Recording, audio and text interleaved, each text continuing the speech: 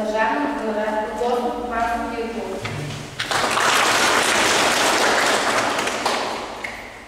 Уважаеми господин заместник областен управител, господа кметове, уважаеми господин Тодоров, скъпи ученици и съграждани, щастлив съм да ви приветствам. Добре дошли на нашия празник на Българската гора. Добре дошли, скъпи гости в Мир. През тази седмица в цялата страна от наслов "Гората утре, наша грижа днес" ще се създадат и отгледат нови гори.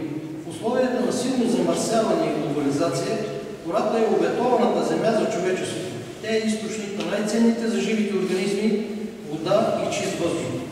В чест на празника на гората, лесовъдите от Държавно горско стопанство Кирково предоставяме на СОУ Васил Левски, село Тихомир, необходимите фиданки, които днес ние заедно ще разсадим в двора на училището.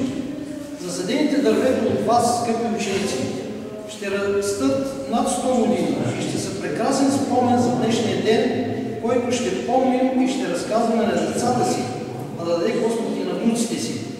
Тази гора ще краси двора на училището, редно с лика на апостола на свободата, дякона Васил Левски. Скъпи ученици, грижете се за разсадените дървета, изкопавайте ги, поливайте ги, пазете ги. Ние ще ви помагаме. Да пребъде нашата родна гора, на добър час, скъпи ученици.